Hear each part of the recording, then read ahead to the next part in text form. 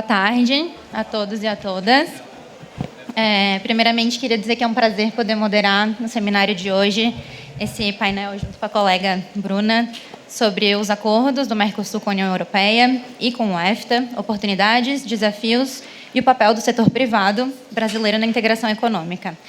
Em benefício do tempo, eu vou ser breve aqui, mas considerando que esse é um painel do IBRAC Júnior, acho que eu não podia deixar de destacar que é um painel que foi construído a várias mãos, com a participação ativa de diversos membros do IBRAC Júnior, que inclusive estão presentes aqui, então queria agradecer a participação e a contribuição de todos. E também parabenizar o IBRAC por manter essa iniciativa, né? A gente já está no terceiro painel do IBRAC Júnior ao longo dos últimos eventos, dos seminários, e é uma iniciativa extremamente importante para que a gente possa criar um espaço relevante de diálogo que seja integrado e representativo sobre temas que são estratégicos ao comércio internacional, como é o tema do presente painel, né? Então, nosso objetivo com esse painel aqui é fomentar um debate que seja estratégico sobre os impactos e as perspectivas dos acordos de livre comércio firmados pelo Mercosul, com foco nos acordos da União Europeia e do EFTA, e discutir os papéis desses acordos na integração econômica brasileira e com o setor privado pode se preparar para aproveitar as oportunidades e enfrentar eventuais desafios. Para isso, a gente reuniu um time de peso aqui, né, que dispensa apresentações, mas eu vou passar brevemente pela apresentação dos nossos palestrantes. A gente tem com a gente o embaixador Philip Fox, que atualmente é secretário de Assuntos e Comércios Financeiros no Ministério das Relações Exteriores, bacharel e mestre em Economia pela Universidade Federal de Minas Gerais. A secretária Tatiana, secretária de Comércio Exterior, doutora em Relações Internacionais e mestre em Direito. A Constanza Negri, gerente de Comércio Internacional da CNI, foi Sherpa do B20, vice-diretora e chefe de Política Comercial do Departamento de Assuntos Internacionais da Eurochamber em Bruxelas. Também é mestre em Relações Internacionais pela Universidade de Bolonha, tem diploma avançado em Estudos Europeus pelo Colégio Europeu de Parma e pós-graduação em Relações Econômicas Internacionais pela Universidade de Barcelona. Agradeço a disponibilidade e a presença de todos e, com isso, gostaria de passar a palavra, então, para o embaixador Philip, que pode contextualizar para a gente um pouco esse tema e explicar sobre a ótica do Ministério das Relações Exteriores, como é que o Brasil vem conduzindo a sua atuação diplomática nas condições do acordo Mercosul-União Europeia e Mercosul-EFTA. Boa tarde. Boa tarde. Tudo bem? Bom, primeiro eu gostaria de agradecer o convite para falar nesse evento e, ao mesmo tempo, lamentar não poder estar aí presente com vocês, mas tem uma sequência de compromissos aqui em Brasília que me impedem de me deslocar a São Paulo. E pedir desculpas antecipadamente, porque eu tenho, entre esses eventos, que começa às 15 horas, então eu vou poder fazer minha apresentação e ficar mais um pouco, mas eu vou ter que sair para estar presente nesse das 15 horas. Já peço desculpas antecipadamente. Esse módulo, conforme foi descrito, tem foco nas questões relacionadas aos acordos Mercosul-União Europeia e Mercosul-EFTA.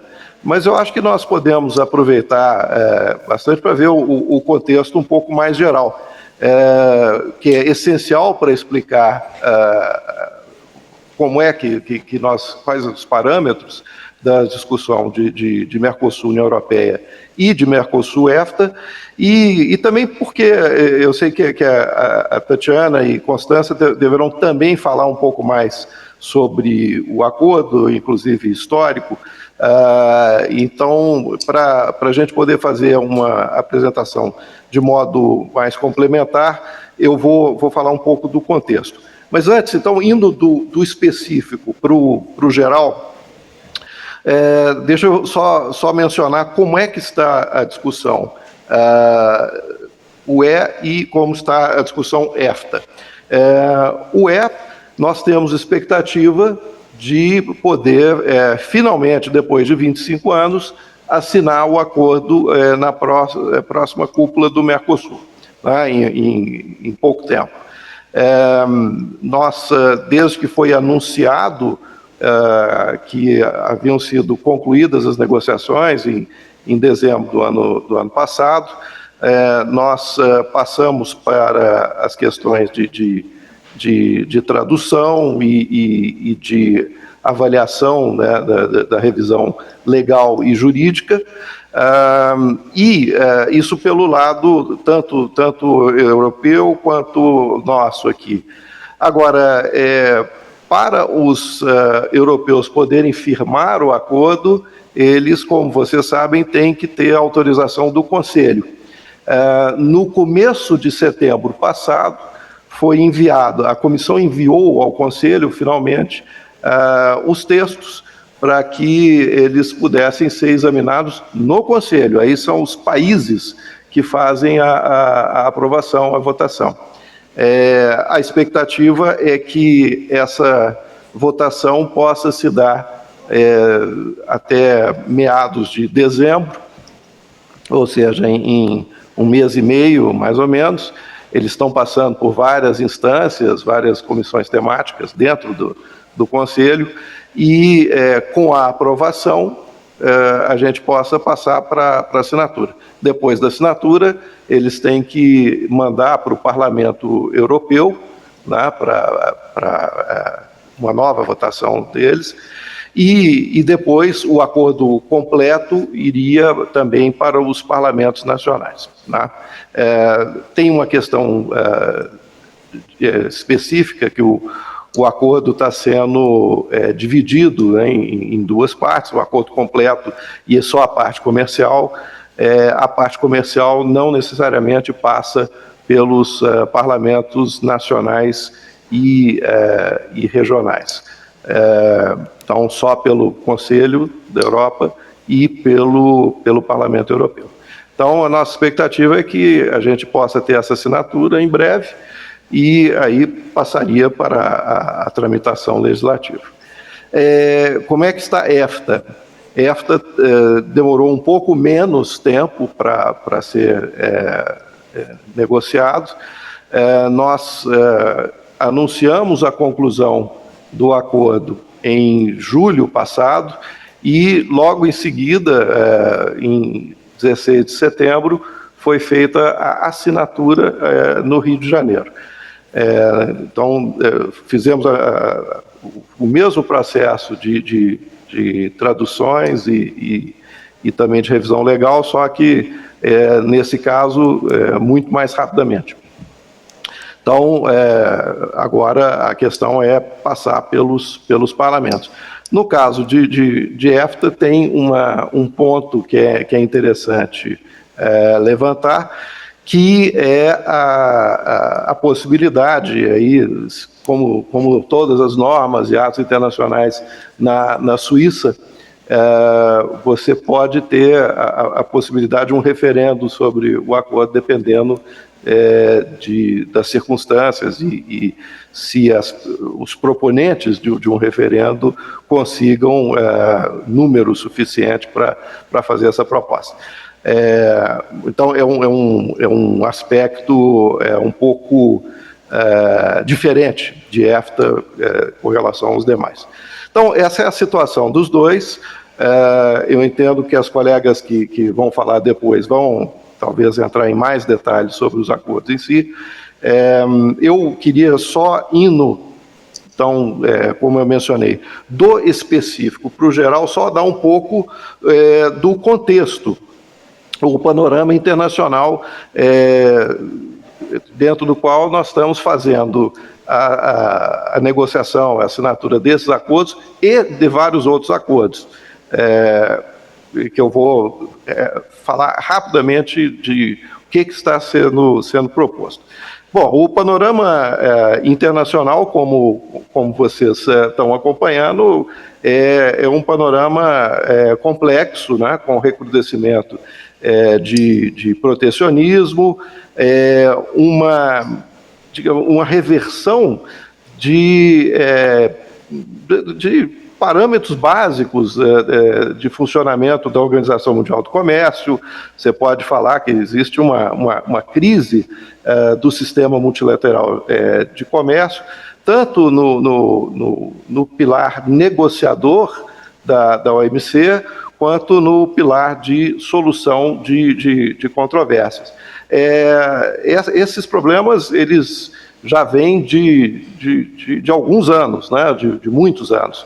Então, você teve diria que mais ou menos em 2008, que a OMC está tendo inúmeras dificuldades em fechar novos acordos.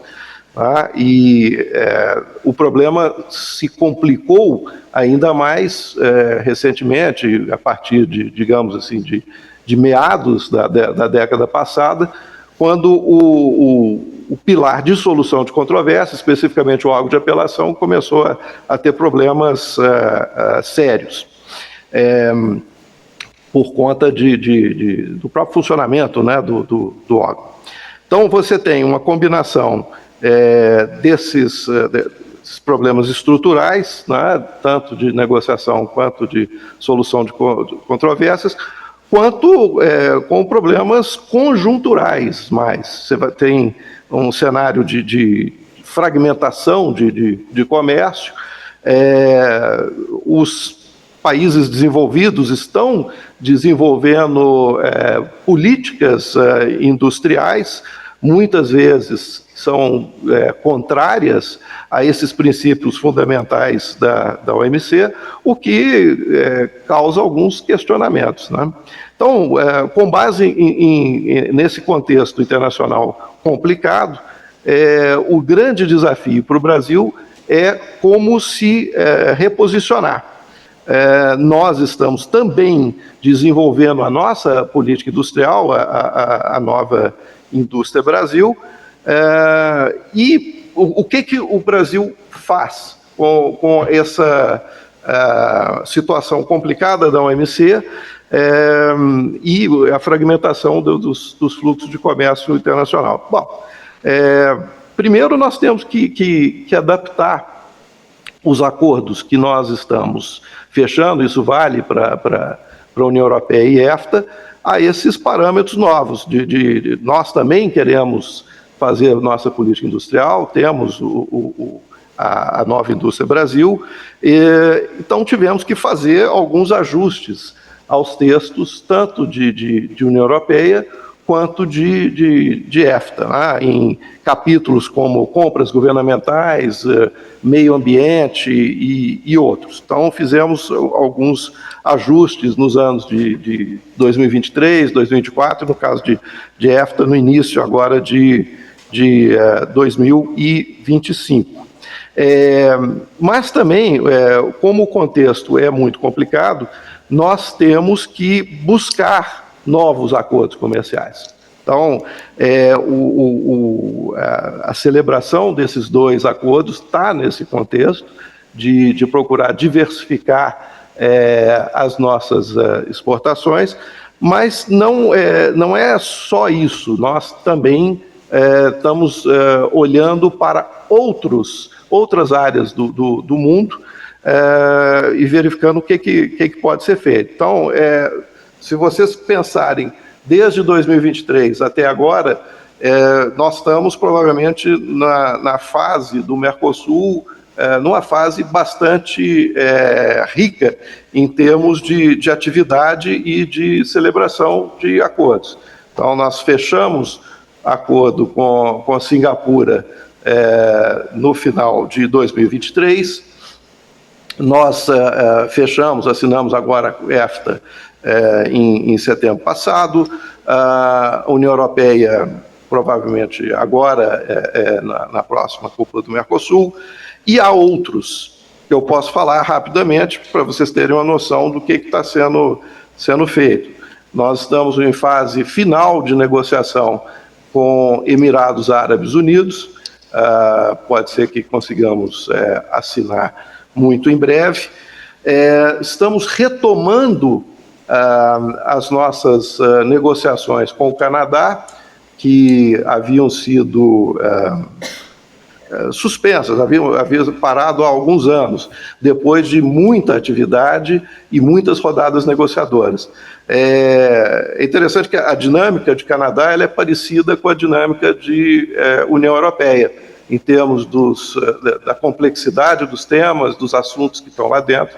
Então, o que você vê em União Europeia, em muitos casos você vai ver também em Canadá. A ideia com o Canadá é que a gente possa fechar esse acordo nos próximos meses. Mas não é só isso, nós estamos também olhando para a Ásia. Nós devemos fazer um upgrade, vamos dizer assim, do acordo que o Mercosul já tem com a Índia. O vice-presidente, ministro da Indústria, esteve na Índia há poucas semanas, eles chegaram a esse entendimento. A Tatiana poderá também falar um pouco mais sobre isso. Então, a ideia seria você aumentar o número de produtos cobertos, né, no acordo com a Índia, com alguma margem de preferência. Também estamos verificando a possibilidade também de ter negociações de acordos preferenciais com outros países asiáticos, tipo Vietnã e Indonésia. Estamos sendo muito procurados por Japão, que quer fazer um lançamento de negociação. Vamos ter que discutir os parâmetros e a forma como nós fazemos essas modalidades. E, possivelmente, também Reino Unido. No caso, Reino Unido, vocês vão pensar, se você teve União Europeia e EFTA, quase toda a Europa está coberta, menos o Reino Unido. O Reino Unido estava coberto, obviamente, até 2016, quando teve o Brexit, então eles ficaram de fora. Então, há uma possibilidade também de acordos nessa área. E, por que não dizer também, podemos analisar possibilidades que seria muito útil para a nossa indústria, especialmente, mas também para o setor agrícola, na África, alguns países específicos. Então, só para dar um quadro geral para vocês, União Europeia e EFTA não estão isolados, na verdade, fazem parte de um processo mais geral de diversificação da nossa pauta e também num cenário bastante complexo, um contexto difícil para o sistema multilateral de comércio. Muito obrigado. Obrigada, embaixador. Gostaria agora de passar a palavra para a secretária Tatiana e te pedir, secretária, se você poderia compartilhar conosco um panorama histórico dessas negociações, destacando os principais compromissos, quais são as prioridades estratégicas do governo brasileiro no contexto desses acordos e quais são os ganhos econômicos e geopolíticos que a gente pode esperar com a sua implementação. Obrigada. Bom, boa tarde a todas, a todos. Prazer estar com vocês aqui. Muitos rostos conhecidos, colegas de muitos anos, né, de comércio internacional. Queria cumprimentar os meus colegas de painel. E passo, então, diretamente ao tema aqui que me toca. Se você me permitir, eu vou pular a revisão histórica dos 25 anos de negociação do Mercosul e União Europeia, para, na verdade, focar na substância, né? Afinal de contas, do que consta deste acordo, por que ele importa, por que o comércio exterior do Brasil importa, por que a ampliação da rede de acordos internacionais do Brasil e do Mercosul é algo relevante. Eu retomo aqui em parte as palavras do Philip Fox. A diversificação das nossas exportações é algo especialmente relevante nesse contexto, mas a ampliação da rede de acordos comerciais do Brasil é uma demanda histórica, né, da sociedade brasileira, do setor privado brasileiro, e aproveito desde já para cumprimentar e agradecer o papel da Constanza Negri na CNI parceira de primeira ordem, nessa consulta fundamental ao setor privado, para que nós possamos conhecer as demandas, as sensibilidades, as prioridades do setor privado e da indústria em particular, nesse esforço de ampliação, novamente, da nossa rede de acordos comerciais.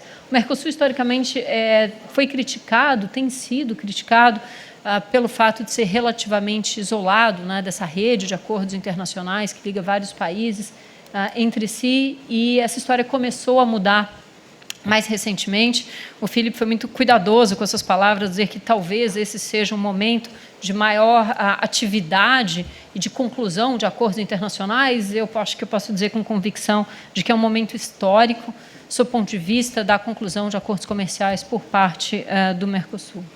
Então, vamos lá. Pessoal, eu estou com uma apresentação longa aqui, eu vou tomar a liberdade de ser mais breve nos meus slides. Começar falando um pouquinho sobre por que o comércio importa, e talvez para esse público isso seja desnecessário, mas é a oportunidade que eu tenho para falar de um estudo que nós realizamos recentemente na Secretaria de Comércio Exterior, que mostra a importância do comércio sob o ponto de vista do aumento de contratações, a ampliação do número de empregados, né? Um estudo que mostra a causalidade entre começar a exportar e ampliar o número de empregados nessas empresas que têm acesso ao mercado externo. Há uma série de outras externalidades positivas, mas, de novo, é só um momento para chamar a atenção para esse estudo que nós realizamos recentemente, que reforça e vai ao encontro de outros que justamente sinalizam os benefícios econômicos do comércio para empresas brasileiras, né? Ou seja, não estamos falando em abstrato, trabalhando com dados do Brasil, nós chegamos a essas conclusões. O estudo está, evidentemente, disponível online. Eu acho que a gente fala pouco de importações também, mas esses acordos contribuem para que o Brasil seja mais competitivo, para que a produção no Brasil seja mais competitiva também, em termos de acesso à tecnologia e inovação, integração também em cadeias de valor, e os benefícios ao consumidor, o que, com muita frequência, não recebe o destaque devido. O cenário externo passa por uma série de transformações. Nós poderíamos passar horas discutindo esses novos vetores, não é, de transformação do cenário externo e suas implicações para o comércio. De novo, para um público altamente qualificado, eu vou pular aqui para chegar exatamente na estratégia de negociações comerciais e nesse esforço do governo brasileiro, e aí realmente eu destaco o papel muito importante do Philip Fox e do Itamaraty na priorização de negociações comerciais. O Brasil e o Mercosul, ao longo dos anos, sempre tiveram muitas frentes negociadoras abertas ao mesmo tempo, e no início de 23 a decisão foi de vamos priorizar aquilo que está mais maduro, aquilo que de fato pode ser concluído e assinado, porque no fim das contas é o que importa, né? Não é o processo de negociação, mas é o compromisso consubstanciado no acordo internacional, e eu acho que essa estratégia é uma estratégia vitoriosa. Aliás, acho que a gente corre o risco de pecar agora, voltando a um momento em que nós tínhamos várias frentes abertas ao mesmo tempo e tínhamos dificuldade em concluir negociações. A ideia de vamos fechar Mercosul-União Europeia, vamos fechar Mercosul-EFTA, vamos abrir e fechar Mercosul-Emirados Árabes, a ver se isso será bem sucedido ou não, se revelou uma estratégia acertada. O problema é que, enfim, os benefícios, né, de uma estratégia que, na minha avaliação, é bem sucedida bom, há muito interesse de muitos países no Mercosul. Ou seja, o Mercosul passou a ser visto como um bloco capaz de concluir acordos comerciais relevantes, né? Além do interesse de outros países no Mercosul, a conclusão desses dois grandes acordos, e se nós somarmos Singapura, né, que eu devia ter mencionado, isso tudo libera energia negociadora para que nós possamos buscar outras frentes. A questão é, precisamos priorizar, sob pena de, enfim, voltarmos, né, incorrermos, talvez, num erro do passado. Enfim. Termino falando um pouquinho de desafios. Aí está Mercosul, Singapura, Mercosul, União Europeia, Mercosul, EFTA. Mercosul, Singapura e Mercosul, EFTA assinados, né? Claro, precisam ir ao Congresso Nacional. Mercosul, União Europeia, como o Filipe mencionou, a nossa expectativa é de que haja assinatura ainda neste ano, no mês de dezembro. Nos aguardamos, portanto, que a comissão seja autorizada pelo Conselho a fazê-lo. Bom, afinal de contas, do que estamos falando, né? Do que estamos falando quando nós falamos do Acordo Mercosul-União Europeia? Eu começo dizendo que todos os textos desse acordo estão disponíveis na internet, então, enfim, para quem se interessar pelo detalhe, está lá, né? É um dos maiores acordos comerciais do mundo, o maior acordo entre dois blocos comerciais do mundo. Nós estamos falando aí de um mercado de 718 milhões de consumidores, um PIB superior, um PIB combinado superior a 22 trilhões de dólares. A União Europeia, como bloco, é o segundo maior parceiro comercial do Brasil. Claro, se nós explodirmos ali os 27, os Estados Unidos são o segundo destino das nossas exportações, é também o nosso segundo parceiro comercial, mas como bloco, a União Europeia vem em segundo lugar.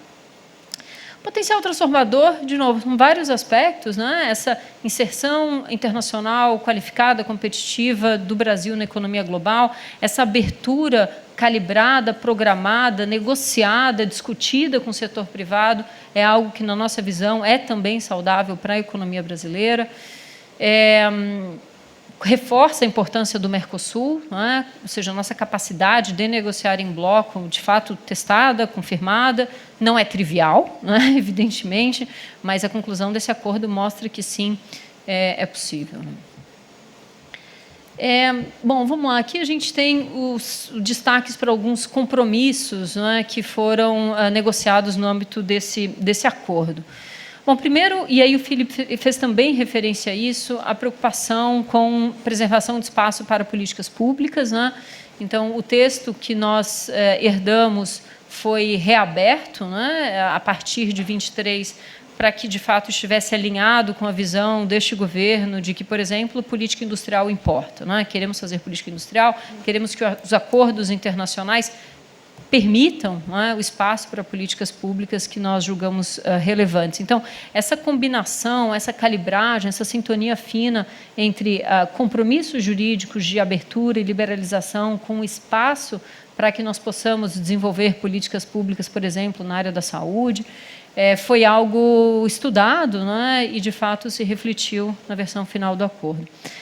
Comércio e desenvolvimento sustentável. Então, para quem se lembra da história mais recente, né, dessa negociação, os europeus pediram que houvesse compromissos adicionais na área ambiental. Isso motivou uma negociação longa, complexa e, no final das contas, na nossa visão, resultou em algo equilibrado. Ou seja, desenvolvimento sustentável na sua concepção mais ampla, que é econômico, é social e é ambiental, com obrigações para os dois lados e que está em linha com aquilo que o Brasil acredita a respeito da sua própria imagem, né, no exterior, alinhado com políticas públicas nacionais de preservação do meio ambiente, combate ao desmatamento, mas também essa visão de que, enfim, o Brasil como potência ambiental.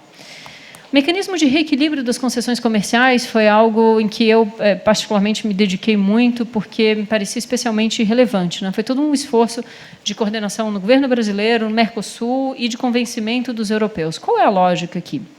A lógica é a seguinte: estamos negociando um acordo com os europeus para durar por muitos e muitos anos.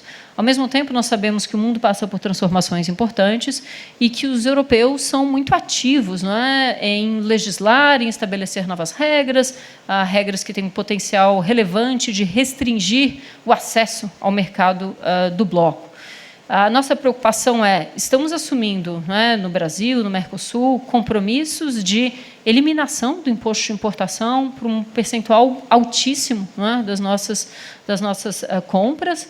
Ao mesmo tempo, nós, enfim, sabemos que do outro lado, e não que não haja desse lado, mas, enfim, estamos preocupados com o outro lado, com uma atividade do Parlamento Europeu, Comissão, etc., que tem capacidade de esvaziar os compromissos assumidos pelos europeus no contexto deste acordo.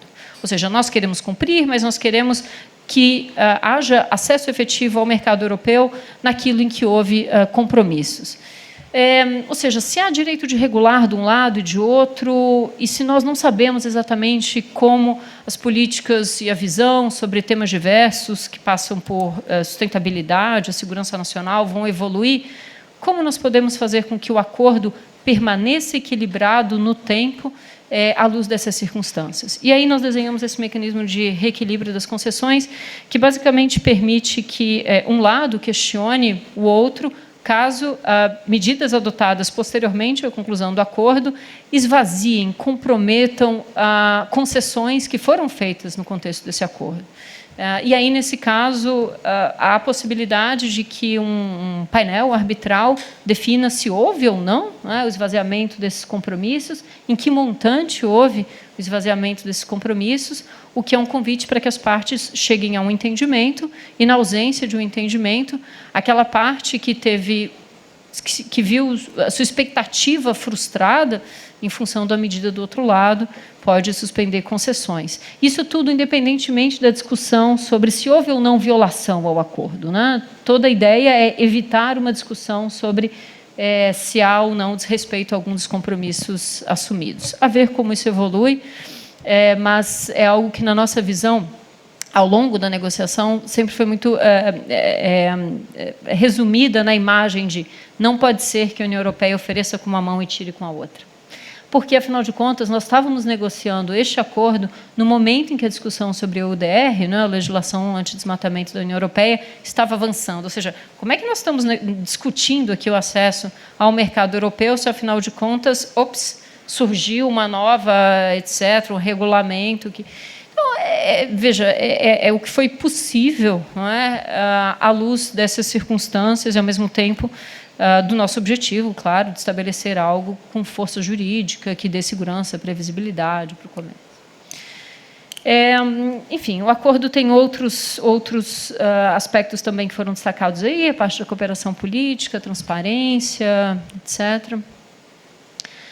Aqui a gente fala sobre a oferta do Brasil, né? E aí eu vou realmente acelerar aqui, porque eu quero ouvir a Constanza e as perguntas, mas aqui a gente tem o que consta da oferta brasileira, então é um acordo muito ambicioso. Aqui o que consta da oferta da União Europeia, e, de novo, os detalhes são todos públicos. Eu destaco aqui só o fato de que produtos sujeitos à cota representam 3% dos bens, 5% em valor do que a União Europeia importa. Não é? Então, é um acordo de cotas? Não é, né? 5% das importações da União Europeia do Brasil estão, neste acordo, abertas por meio de cotas, ou seja, uma abertura mais seletiva, um percentual pequeno. Aqui são os dados do comércio, né? A União Europeia como segundo parceiro comercial do Brasil, um volume relevante. Aqui são apenas algumas entidades setoriais que se manifestaram favoravelmente ao acordo. Acho que foi um trabalho de muitos anos, né, e de muitas gerações. Aliás, vários aqui trabalharam nessas negociações, eu reconheço o trabalho de todos, mas de construção de um consenso no país a favor desse acordo. Bom, o Felipe falou basicamente onde estamos, né, negociações totalmente concluídas, nossa expectativa de assinatura muito em breve. Aqui, pessoal, eu passo para a EFTA. Tá? Então, a EFTA foi um acordo assinado há poucos meses, né, no Rio de Janeiro. É uma negociação que sempre acompanhou aí a negociação com a União Europeia. Então, quando se destravou a negociação com os europeus, a negociação com a EFTA voltou a ganhar tração e se espelhou muito naquilo que a gente fechou com a União Europeia. O mercado do EFTA, evidentemente, é muito menor, né, do que o mercado da União Europeia, mas se nós somarmos Argentina, Paraguai e Uruguai, a gente tem um EFTA aí, né? E quando a gente pensa na importância do Mercosul, a gente tem a dimensão do que é. É um pouco menos que o México, digamos, para a gente. Esse dado mostra quão pequena é a nossa presença nas importações do EFTA, 0,6% do que o EFTA importa do Mercosul.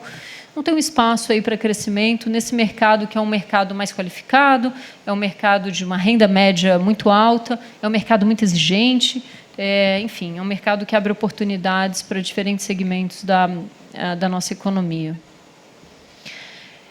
Queria destacar aqui serviços, né? A gente fala muito sobre bens, mas a importância crescente de serviços e o EFTA como um ator muito relevante no mercado de serviços, tanto como exportador quanto importador.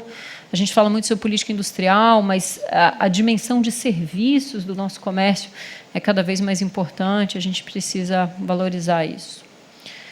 Aqui o que consta dos compromissos, né, do EFTA, o que eu destacaria aqui é a eliminação de 100% de imposto de importação para bens industriais no primeiro dia da vigência do acordo. A oferta do Brasil ficou um pouquinho cortada ali, mas é uma oferta que prevê uma desgravação gradual. Uma cláusula ambiental, para quem se interessa pela discussão sobre comércio e desenvolvimento sustentável, houve uma inovação aí nesse acordo com uma exigência ambiental definida pelo Mercosul na parte de serviços desse texto.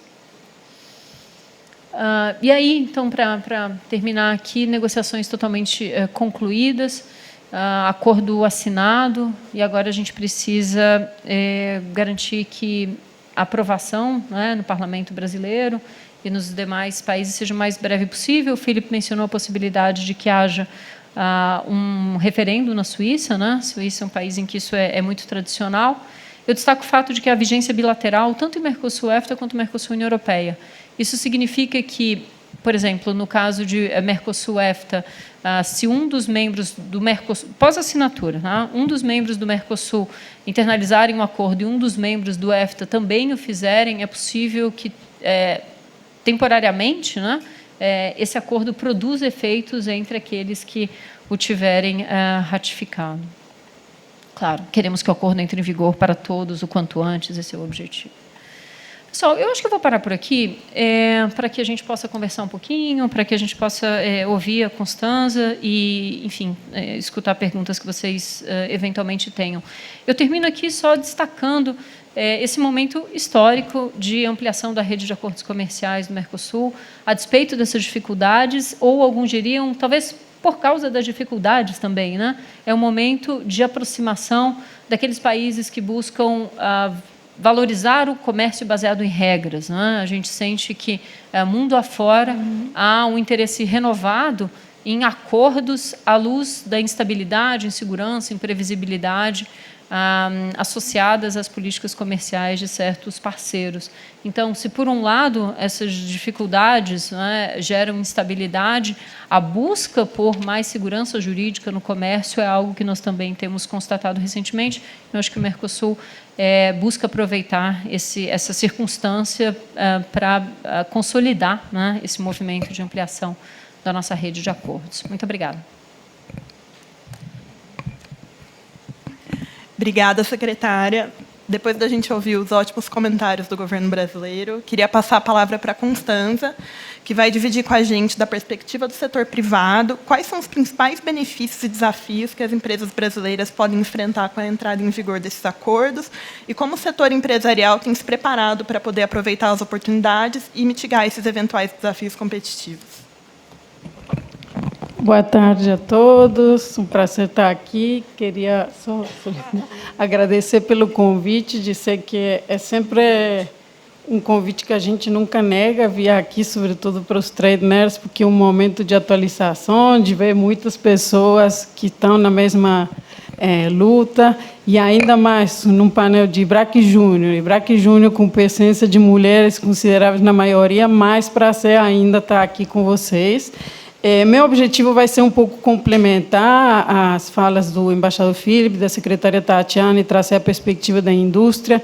E faço alguns disclaimers, porque eu acho que é sempre importante pensar que, quando nós pensamos academicamente dos temas, nós temos menos limitações. Quando a gente pensa do ponto de vista de política pública, de articulação de defesa de interesses, existem limitações. Então, eu chamo essa diferença e eu acho que o nosso esforço na CNI é um pouco esse, combinar, a gente não se afastar da qualidade técnica, mas sem esquecer que lá nós estamos para criar mais empregos, para melhorar a economia do Brasil.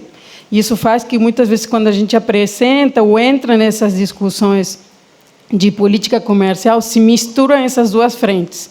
Então, o que eu trago hoje aqui traz mais dessa parte técnica, mais do ponto de vista da perspectiva de indústria nessa agenda de acordos comerciais. Então, acho que o primeiro comentário, tem um material com vários dados que eu não vou explorar, todos ficam aqui para aqueles que tiverem interesse. Eu acho que a primeira coisa é quais são as lentes que a indústria tem quando olha a agenda de comércio e a agenda de negociações de acordos. Talvez muitas coisas aí que ainda não mudaram do ponto de vista estrutural de desafios que a indústria tem. Desindustrialização precoce, a gente sabe que a participação da indústria no PIB brasileiro caiu para quase metade, se a gente olhar os anos 80. Então, sim, todos os países passaram por desindustrialização. No ritmo e na profundidade do Brasil, tenho dúvidas. Então, existem características que representam a indústria que fazem com que ela se permeie no momento de olhar a agenda de acordos comerciais. Queda na complexidade econômica. A gente sabe que há um grande desafio do ponto de vista de sofisticação tecnológica na produção, na estrutura produtiva do Brasil e nas exportações. Déficit comercial estrutural. Então, há uma grande dependência dos importados, ainda mais quando a gente olha insumos industriais para a produção. Queda na participação das exportações. Da indústria da transformação já perdeu em torno de 10 pontos percentuais. Tivemos recentemente algumas notícias melhores do ponto de vista de volume, de valores, mas a tendência ainda não mudou. Baixa inserção nas cadeias de valor e uma tributação elevada, complexa, que, como muitos de vocês sabem, não afeta só a produção doméstica, mas afeta para quem exporta, que exporta e acaba acumulando resíduo tributário nas exportações e que, pelo menos, a gente tem aí uma luz no caminho do ponto de vista da reforma tributária. Então, por um lado, a gente tem esse cenário que ele se mantém, não é uma novidade, mas, ao mesmo tempo, é importante mencionar o papel que a indústria tem na economia brasileira. A cada R$1 que é produzido na indústria, são gerados R$2,69 na economia brasileira. Esse efeito multiplicador não acontece no mesmo nível quando nós olhamos agropecuária, quando nós olhamos comércio e serviços. E, ao mesmo tempo, a gente sabe que a indústria tem um papel muito relevante no investimento empresarial em P&D, no emprego formal do Brasil, nas exportações de bens, se a gente olhar a indústria da transformação. Então, se por um lado a gente tem um cenário estrutural com seus desafios da indústria, existe outro lado da moeda da relevância de a gente ter uma indústria que cresce, e que cresce não só doméstica, mas do ponto de vista da sua maior participação na exportação. Então, esse é o pano de fundo dos dados econômicos da indústria quando nós olhamos a agenda de comércio. Quando a gente passa, e aqui o embaixador Philips e a secretária Tatiana colocavam isso, do ponto de vista de inserção internacional, essa inserção tímida, a gente pode ver ela refletida em dados. Se nós formos contabilizar quanto que o Brasil tem hoje de acesso a mercado por via dos seus acordos comerciais que hoje estão em vigor, a gente vê que tem um acesso a 8% das importações mundiais. Se o acordo da União Europeia e EFTA entrar em vigor, esse número passaria para 38%. Então, há um claro sinal de que existe uma inserção tímida, isso é reconhecido pela indústria, e de que alguns acordos fariam com que essa fatia de acesso se aumente por via dos acordos. E que, obviamente, o Brasil está aquém do que o seu potencial do ponto de vista de participação nas exportações. Então, esse é o diagnóstico com o qual a gente olha, e eu acho que aqui, trazendo um comentário, a percepção da indústria em relação a essa inserção, ela tem crescido mais em relação a essa necessidade de uma inserção maior, qualificada, não é qualquer tipo de inserção, até porque a gente fala de consensos, não de visões setoriais específicas, mas há um claro consenso de que o Brasil tem uma tarefa pendente em relação a aumentar a qualidade da sua inserção. Então, quando a gente olha esse contexto da indústria, essa necessidade de uma maior inserção, e a gente leva isso para duas das negociações que foram nos convidadas a ser comentadas hoje, existe uma clara percepção da indústria que os dois acordos, de alguma maneira, respondem a essa necessidade de inserção, e são dois acordos nos quais a indústria teve, no caso da União Europeia, ter uma mudança de posição ao longo dos últimos anos, para ter uma visão favorável, e, como a secretária Tatiana mencionou, via a ter um papel estratégico de apoio, de avanço nessas negociações. Então, acho que aqui o diagnóstico em relação ao panorama é claro.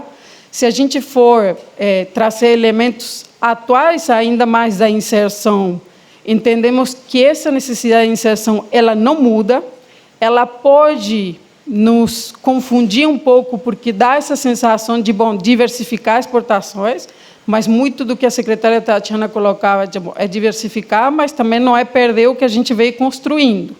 E é diversificar com parceiros que possam trazer ganhos. Então, o contexto atual não tem mudado essa necessidade de indústria, essa visão de que é preciso melhorar a inserção.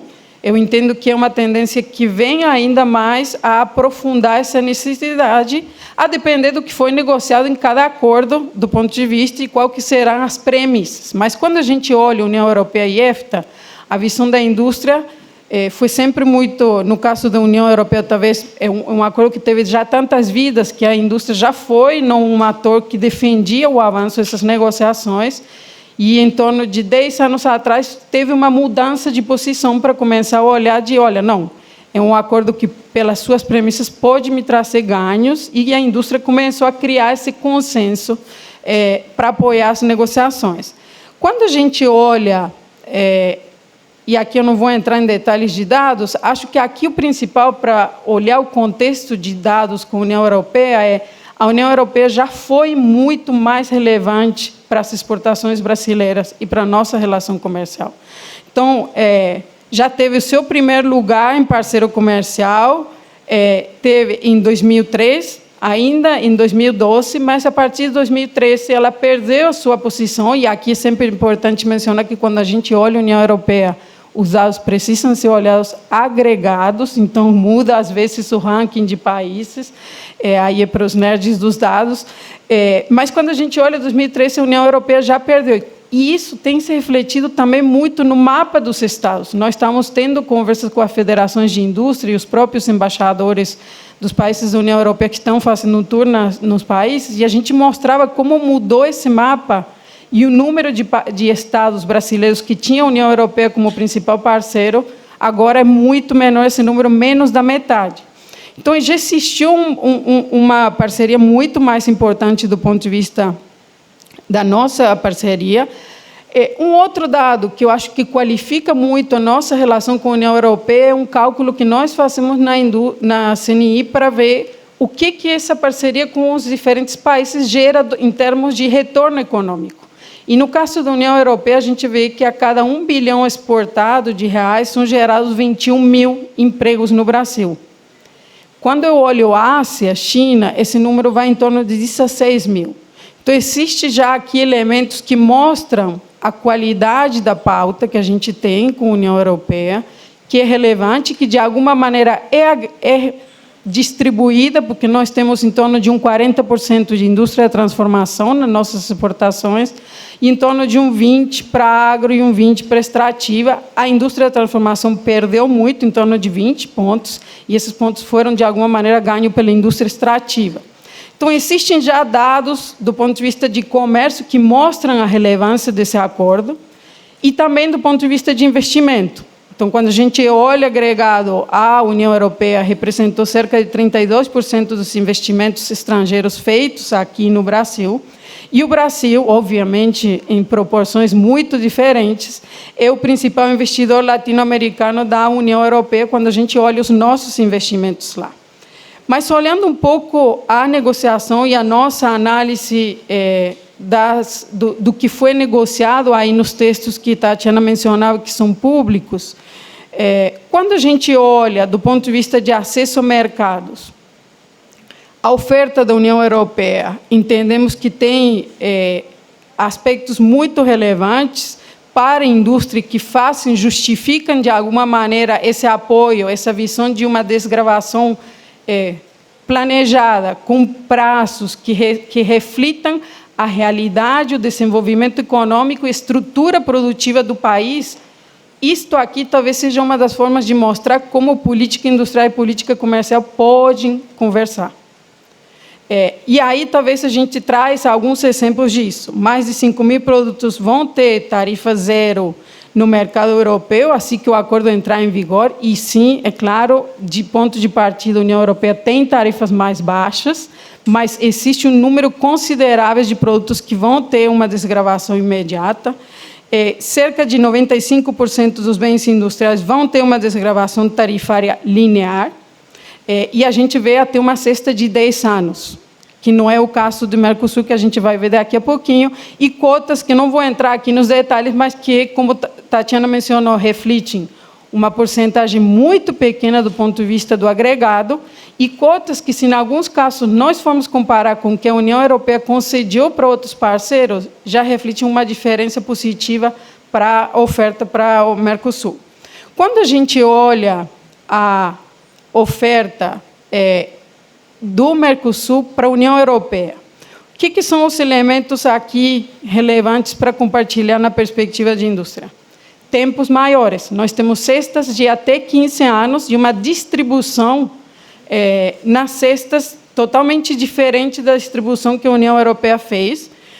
Tarifa zero imediata no Mercosul é só para 10% das linhas tarifárias, então para 15% das importações brasileiras da União Europeia, que foram cobertas pelo acordo, e a maior parte está na desgravação em 10 anos. Aí onde a gente tem a maior parte de produtos, 35% de linhas tarifárias e 41% de importações brasileiras da União Europeia que estão cobertas por esse acordo. E ainda mais na última fase de negociação, a gente acrescenta uma cesta de um prazo maior para o setor de automotivos, que foi objeto da negociação de um anexo, com salvaguardas, com prazos maiores, que reflete muito das preocupações que hoje em dia esse setor da indústria de automotores vive, que acabaram se vendo refletidas, não só, diria, do lado brasileiro, do Mercosul, mas também do lado das próprias empresas desse setor da União Europeia. Então, esse é um pouco o resumo, quando a gente olha a estrutura, eu não vou entrar aqui em todos os detalhes, queria resumir um pouco do ponto de vista de oportunidades e desafios. Mencionei já aqui os períodos de desgravação, prazos mais longos na oferta do Mercosul para uma transição gradual para setores que, de alguma maneira, têm uma sensibilidade maior, como máquinas e equipamentos, farmacêuticos e químicos, e aqui vem vocês no material como que isso está distribuído em termos de porcentagem e tempos. E quando a gente olha os nossos interesses ofensivos, que são os que interessam quando a gente olha por aqui, para a oferta da União Europeia, 49% dos produtos com uma desgravação imediata que pertencem aos setores de máquina e equipamento, metalurgia, alimentos, equipamentos de informática e químicos. E, por exemplo, no setor de alimentos, 37% das exportações industriais do Brasil para a União Europeia, cobertas do ponto de vista da oferta, vão ter tarifa zero imediata, para 58% do que são as nossas exportações no setor de alimento, que já tem uma participação relevante nas exportações para a União Europeia, e uma lógica similar pode ser feita para o setor de metalurgia, que tem uma participação grande nas exportações para a União Europeia e que vai ter uma tarifa zero imediata do ponto de vista do que foi concedido e conseguido nesse acordo. Então, trazendo aqui um pouco uma leitura do ponto de vista de bens, mas como a gente sabe, o comércio não é só bens, não é só tarifas, temos disciplinas, as operações das empresas e a integração econômica profunda é também sobre disciplinas, e eu acho que também uma das questões que a gente enxerga nesse acordo é que, em tempos em que algumas partes do norte do continente nos levam tanto a olhar a política comercial de um jeito mais vintage, nós temos elementos nesses acordos que nos levam mais para uma modernização do arcabouço da política comercial, da própria integração do Mercosul, que muitas vezes se integra mais pelos compromissos externos que pelos próprios internos. Então, é uma espécie de uma dicotomia que a gente tem de olhar os elementos antigos da política comercial na nossa relação com os Estados Unidos, mas, ao mesmo tempo, ter o luxo de poder olhar compromissos mais modernos do ponto de vista da negociação de acordos do Brasil. Então, do ponto de vista de disciplina, não vou entrar aqui nos detalhes, vou tentar complementar. Tatiana mencionou muito a questão do mecanismo de equilíbrio, e nós consideramos que essa é uma outra questão muito inédita. Esse acordo, muitos poucos talvez acreditavam que no âmbito do início desse novo governo, de uma política industrial, de vários assuntos que eram colocados, conseguisse passar o teste de se adequar a essas novas realidades, que não era só aqui no Brasil, era uma nova realidade também na União Europeia do ponto de vista da agenda de sustentabilidade e comércio, e talvez esse mecanismo seja um dos mais importantes para refletir, vamos dizer assim, esses desafios e que a indústria valida muito.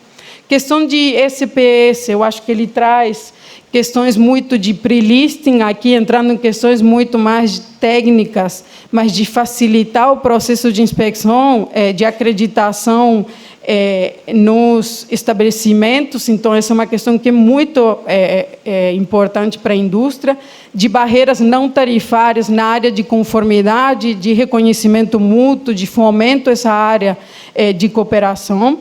E na área de compras governamentais, como foi colocado aqui, uma nova leitura dessa área que traz algumas questões mais ligadas à política industrial do setor de saúde ficar de fora, da questão dos offsets não terem tempo limitado, da possibilidade das encomendas tecnológicas do ponto de vista de relevância, mas eu acho que também aqui traz, do nosso lado ofensivo, uma tarefa de casa para que a indústria brasileira, do Mercosul e o setor privado comecem a enxergar essa agenda do ponto de vista de como utilizo eu mais para ir fora. Como, do ponto de vista de dimensão de participação em compras governamentais, se torna uma nova oportunidade para o Brasil e para os países do Mercosul.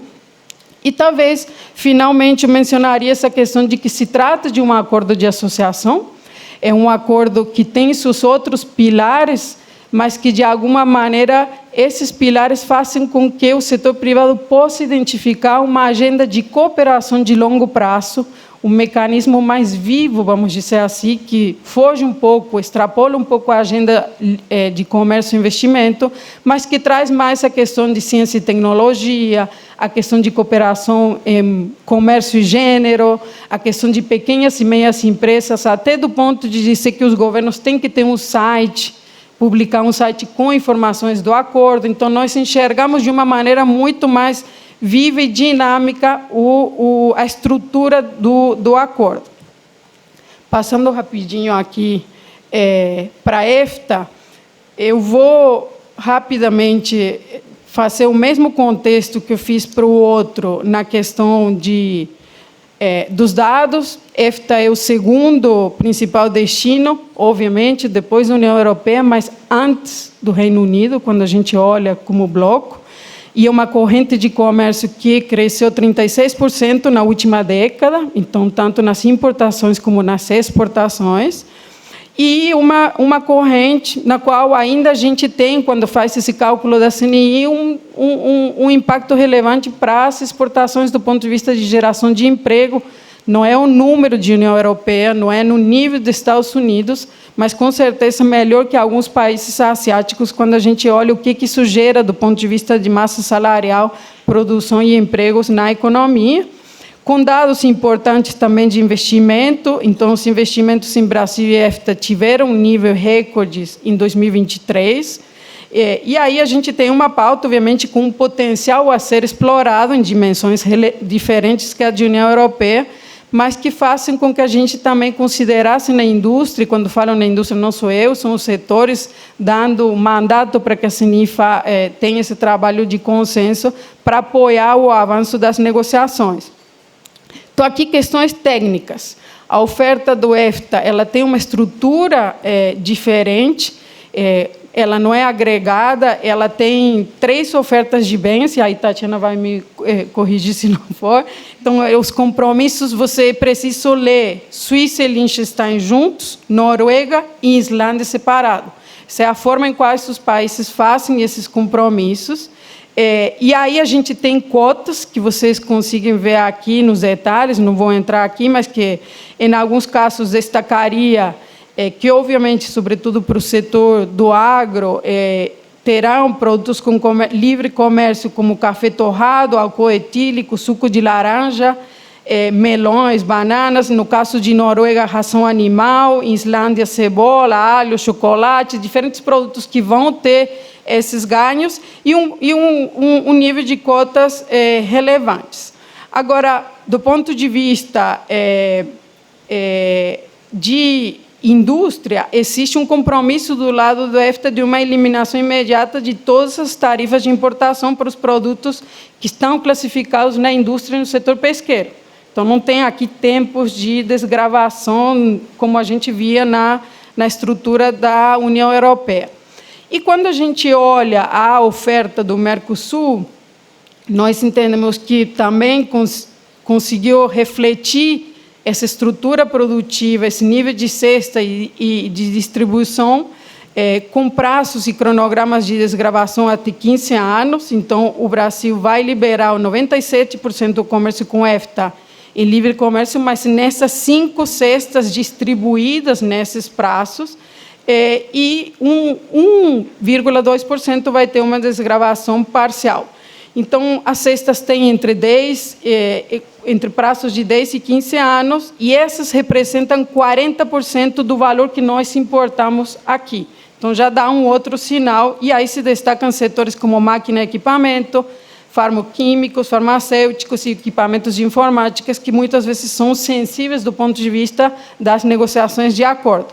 E talvez do ponto de vista de disciplina, aqui a gente vê também uma estrutura que, obviamente, reflete, em alguma medida, a estrutura da União Europeia, sem talvez o pilar institucional de associação e cooperação, mas com disciplinas que não olham só a parte de comércio, mas que olham uma integração de mais longo prazo, mais profunda, econômica, ligadas a questões de serviço, como a Tatiana mostrava. Esse é um compromisso que eu considero muito inovador, porque ele inclui essa questão de que um condicionamento para que o país que é fornecedor dos serviços digitais tem que gerar pelo menos 67% de energia elétrica de fontes limpas. E esse compromisso não ficou aqui só no Brasil, mas senão também ele foi adotado pela Islândia e pela Noruega do ponto de vista da negociação. Então, nós entendemos aqui uma inovação do ponto de vista dos compromissos, na área de compras, também olhando um pouco o que foi com a União Europeia. E talvez eu finalizaria do ponto de vista de disciplinas para destacar a área de propriedade intelectual. Essa é uma área que, obviamente, na qual, pensando em Suíça, nós temos interesses defensivos e que, de alguma maneira, gerou, em algum momento, preocupações do ponto de vista, bom, até onde vão os compromissos de propriedade intelectual? E aí a gente conseguiu, vamos dizer, nós trasladar ao governo a preocupação de que era importante manter a ambição e ir além do TRIPS, mas que isso não precisaria alterar o que é a estrutura normativa da propriedade intelectual, das normas e do arcabouço do Brasil em relação a licenças compulsórias de patente ou a própria extensão de prazos, porque, em algum momento, se cogitava que o acordo conseguisse, e aí, mesmo sendo um interesse muito ofensivo da Suíça, muito defensivo nosso, nós conseguimos achar um equilíbrio para que isso não fizesse parte das mudanças do ponto de vista do acordo e que o acordo conseguisse ser concluído, porque essa é a parte mais desafiante. Muitas vezes você fechou muitas coisas importantes, mas uma crítica faz com que você perda essa janela, e aí eu queria ressaltar esse diálogo público-privado que, de alguma maneira, fez com que isso não se perdesse. E eu concluo por dizer que a atuação da CNI ela vem há muito tempo e ela já mudou, já teve sua própria metamorfose para apoiar as negociações, sobretudo no caso da União Europeia e do EFTA. Ela fez agora a gente tem uma estratégia muito com o setor privado europeu, que está agora, a bola está mais com eles, e a gente está atuando mais low profile, porque lá é o que vai ser bom para a indústria europeia, para o setor privado europeu. Então, são tempos muito animados para fazer essa estratégia. A gente participou também em audiências públicas no Parlamento Europeu, mostrando e aqui recebendo autoridades europeias, mas eu acho que o desafio principal que essa agenda traz, do ponto de vista estrutural, para quem trabalha na área de comércio, é que finalmente nós vamos poder agora ter a dor de cabeça de ter que trabalhar na implementação de acordos, que é uma coisa que nós não temos costume. Então, membros do IBRAC, queridos colegas, chegou a hora da gente começar a se debruçar mais nessa agenda. E é uma agenda na qual ela é constante, ela é frequente, não é de obviamente que no momento que a gente manifesta interesses para concluir negociações, existem estruturas que têm uma legitimidade maior, e isso é normal que seja assim, me refiro a entidades que representam, Mas, no momento de entrar na agenda de implementação, eu entendo que é uma agenda que dá margem para uma participação muito mais abrangente do ponto de vista acadêmico, da sociedade civil, e que o próprio, no caso da União Europeia, ele traz um arcabouço que permite essa participação e essa contribuição. Então, eu concluo aqui para fazer um convite e para dizer que muito do nosso trabalho agora na CNI, em relação a essas duas frentes, Inshallah, vai ser trabalhar na implementação por meio de cartilhas, de manuais que já estamos elaborando para compras governamentais com a União Europeia. Então, acho que essa é uma tarefa que ela é incansável, ela precisa juntar muitas frentes, e eu queria deixar esse convite e dizer que o nosso esforço ele tem sido para sair desse pulo dicotômico. A indústria é protecionista, a indústria não quer acordos. Eu acho que, é claro, tem indústria que não quer acordo, é claro, tem indústria que é protecionista, e isso não é uma exclusividade do Brasil, são interesses defensivos, mas existe um claro consenso que a agenda de acordos faz parte de uma das ferramentas da inserção internacional e da indústria hoje no dia a dia. Muito obrigada.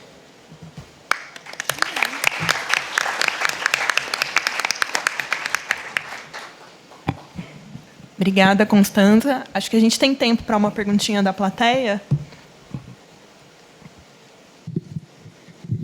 Olá, boa tarde a todos. Vinícius da Fiesp. Antes de mais nada, parabenizar a secretária Tatiana, também a Constanza, o embaixador Filipe, pelo sucesso nessas negociações. Acho que o momento, eu concordo com você, Tatiana, é histórico. Tenho duas perguntas. A primeira um pouco mais técnica. Todo mundo aqui torcendo para que o Conselho Europeu, de fato, encaminhe para assinatura o acordo Mercosul-União Europeia. E a gente sabe que tem dois acordos aí, um é um provisório e o outro é o acordo que inclui com todas as suas cláusulas e capítulos, etc. A gente sabe que vai ter que conviver com o acordo provisório por um tempo, até que todos os parlamentos nacionais dos Estados-membros ratifiquem o grande acordo de parceria econômica. Minha pergunta é: o que acontece se esse acordo não for ratificado nunca, ou se eventualmente algum parlamento o rejeite? Então, na prática, o que aconteceria? Segue em vigor o acordo provisório? Eu sei que aí estão os dispositivos que mais importam para a indústria, porque aí está a parte econômica e comercial, mas também tem coisa que nos interessa que está no outro. E a pergunta, eu não sei se tem uma resposta clara para ela, mas seria isso: o que acontece se o acordo não for ratificado nos parlamentos, ou se algum, de fato, o rejeite, que a gente não pode descartar essa hipótese. E a minha segunda pergunta, eu queria trazer para a discussão, não sei se eu estou quebrando um pouco o protocolo aqui do tema dessa mesa, mas eu queria trazer um pouco para a discussão os Estados Unidos. De que maneira vocês entendem que, entrando em vigor esse acordo com a União Europeia, e eventualmente também os outros acordos que o Mercosul assinou recentemente, de que maneira isso pode influenciar o que eu estou entendendo que já é uma negociação comercial ativa com os Estados Unidos, tendo em vista que essa não parece que vai ser uma negociação rules-based. Então, a pergunta que eu queria fazer era essas duas. Obrigado. Bom, eu vejo que o Filipe ainda está conosco. Filipe, se você quiser comentar, deixa eu só fazer oferecer uma resposta rápida aqui para um tema difícil, que é a questão das competências, né, da comissão vis-à-vis os Estados-membros e como isso se reflete no nosso acordo. Em resumo, e se eu conseguir, enfim, explicar aqui o que de fato é complexo, a situação é a seguinte: há o EMPA, que é o acordo que contempla a parte comercial e a parte política. Este acordo, o pacotão, será submetido a todos os Estados-membros da União Europeia, que terão a oportunidade de apreciá-lo. Em paralelo ao acordo provisório, o Interim Agreement, que é limitado aos temas de competência da Comissão. Os temas comerciais estão aí. Então, a minha resposta à sua pergunta é: o que acontece se um dos Estados-membros da União Europeia rejeitarem o EMPA? O que acontece é o Interim Agreement segue em vigor. Filipe me corrigirá se eu estiver equivocada. Mas a questão é, como no Interim Agreement há temas de competência exclusiva da Comissão, o processo de aprovação não exige que os parlamentos nacionais se manifestem a respeito dele, né? Essa é enfim, a arquitetura que se concebeu para garantir o respeito tanto àquilo que é de competência dos Estados-membros quanto àquilo que é de competência exclusiva da Comissão. Filipe, algum comentário do seu lado ou não? Sobre isso, ou sobre os Estados Unidos, aliás? Não, obrigado. Não, sobre a questão da União Europeia, é isso mesmo. O acordo segue em vigor. Na verdade, esse tema tem sido objeto de inúmeros artigos que nós andamos analisando. Há uma grande dúvida. O que acontece? Você já teve situações semelhantes aí, Canadá e tudo, União Europeia, Canadá, né? Então, há um grande debate entre os acadêmicos sobre o que aconteceria. Nada diz que ele que ele tenha que, se houver um problema num parlamento nacional ou num parlamento regional, que o acordo provisório sofreria algum tipo de interferência. Não sofre, né? Então, como a Tatiana falou, ele fica indefinidamente. Você pode ter, talvez, situações também políticas. Nós estamos falando de teoria, né? Vamos supor que um parlamento nacional rejeite, daqui a 10 anos, o acordo grande. Pode ser que a União Europeia queira renegociar alguma coisa, sempre é possível isso. Mas aí vai ser uma enorme dificuldade, porque como o acordo provisório ele vai estar em vigor, então você teria uma enorme dificuldade aí para fazer esse tipo de questão. Mas a resposta curta é isso, permanece em vigor. E sobre Estados Unidos e União Europeia, é claro que um acordo reforça o outro, né?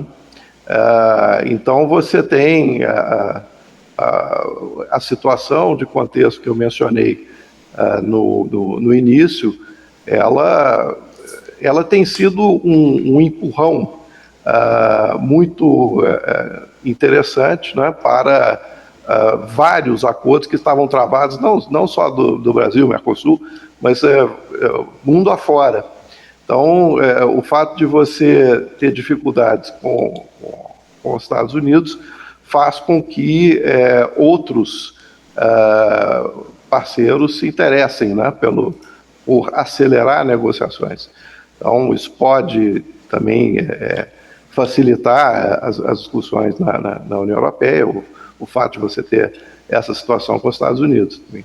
E, obviamente, você pode ter o efeito também do outro lado, né?